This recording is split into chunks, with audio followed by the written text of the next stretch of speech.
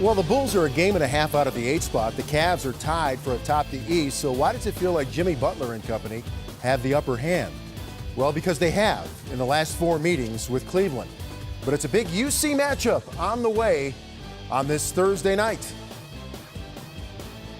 And with that, we want to welcome you to Game Time and the NBA Finish Line, where every game counts as we move closer to April. Cavs and Bulls, top of the hour on TNT. Then it's the Rockets and the Blazers.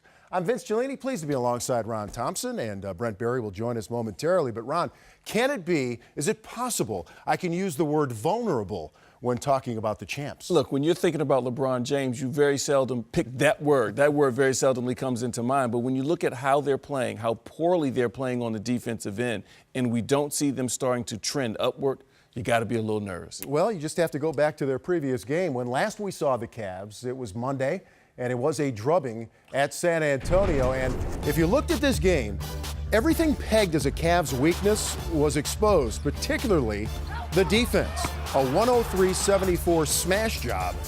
Afterward, it was Kyrie sticking around for some extra shooting, and then he had a locker room heart-to-heart with LeBron James. So as it stands, the Cavs and Boston in a virtual tie. They do play Wednesday in Boston. Washington recently won in Cleveland. They feel good about themselves. Toronto took the Cavs to 6 last spring. They're waiting for Lowry to return. But let's go back to Kyrie Irving, who the day after the Spurs lost said it's up to the Cavs individually to get back to championship mode. It just wasn't about the shots.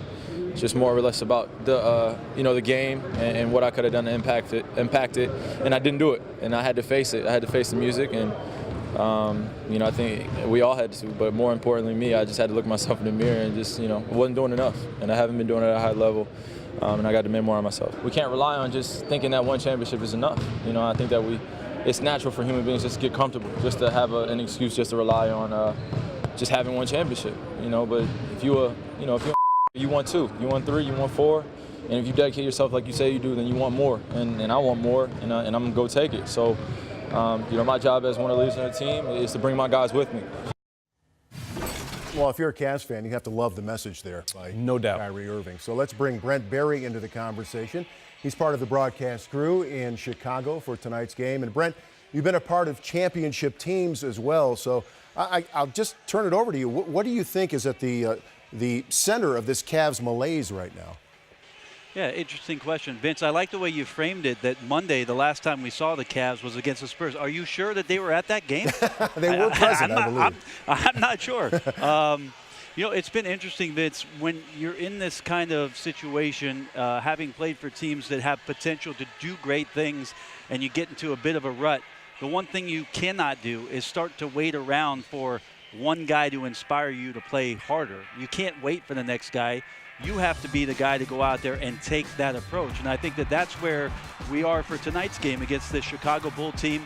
Of course, there's tons of mention of the hashtag TNT Bulls, where they've won 19 straight games on TNT, an amazing number. And some of those wins have been really crazy. But tonight, the approach for Cleveland after the drubbing with San Antonio, the body language of this team to come out in the first quarter, the connectivity, the communication. Hey, if they're a little upset, even better. But their approach to this game tonight, I think, is going to be fascinating to watch. Yes. Bones, one of the things that I loved was when Kyrie said, to your point, he wasn't putting it in a situation where collectively he wasn't pointing the finger. He said if it's going to start, he looked at himself. So if you can start to point at your, and Lord knows he's not the only one that's struggling on the defensive end on this ball club. And we're going to show later on in the show some breakdowns from multiple guys. But he said, look, I'm not going to point fingers. I have to do better. And if someone like Kyrie takes that kind of stand, other guys will start to fall in line. Yeah, if the team has fallen into this, Ron, it's not just that one guy has not done his job on one end of the floor. They all have to step up their attentiveness to what it is they do defensively. And it's been interesting watching the Cavs. The fresh memories for us is that switching defense, that incredibly active big men out on pick and rolls, and being able to have multiple efforts to shut down opposing offenses. That is not something we've seen with this team. They don't get the loose balls. They don't have deflections. They're not good on the defensive rebounding right now. Teams are killing them on the offensive glass.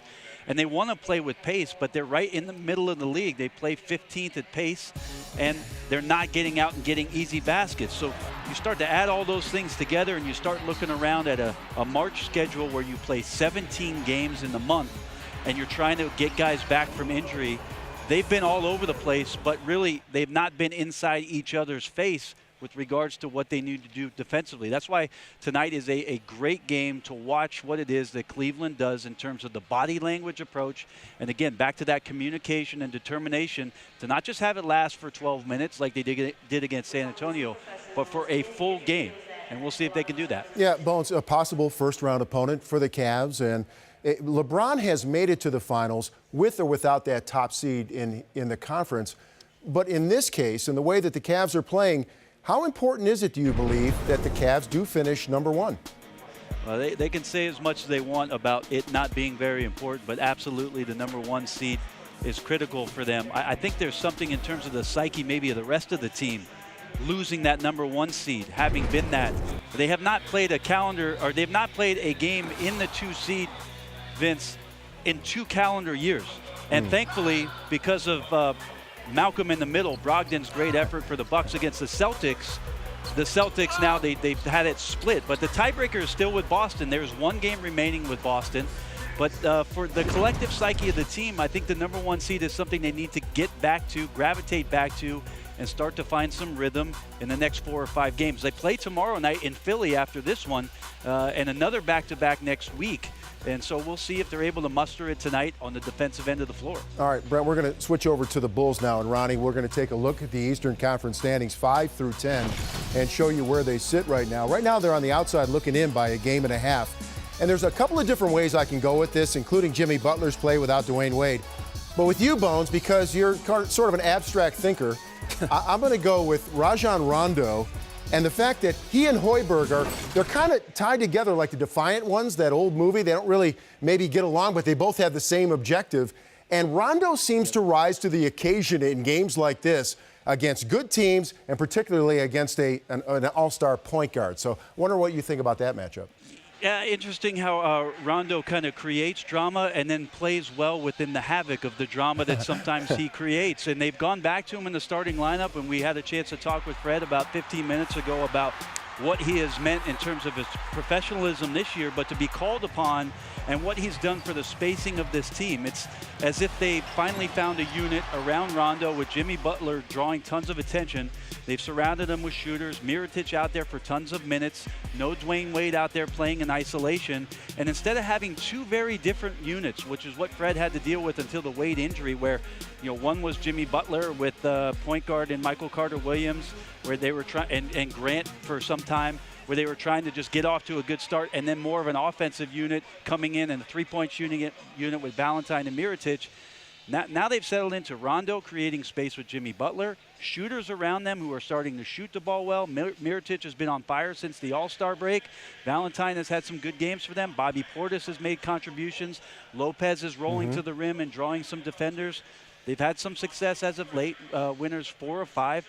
And again, tonight at home against Cleveland, they're 3-0 against the Cavs. Bones, to use your word, this is a fascinating contest, not just because it's on TNT, but where these teams stand right now. Brent, have a great call. Appreciate it. Thank you, guys. All right, thanks for the time and the information. All right, but back to the Cavalier defense, and this has really, Ronnie, been sort of the national focus in terms of cable TV and radio sports talk, and stumbling through a 6-9 month. And you touched on it a little bit here. This has to be the backbone of a championship. Without a doubt. The Cavaliers have always been in a situation where they've been able to turn it up.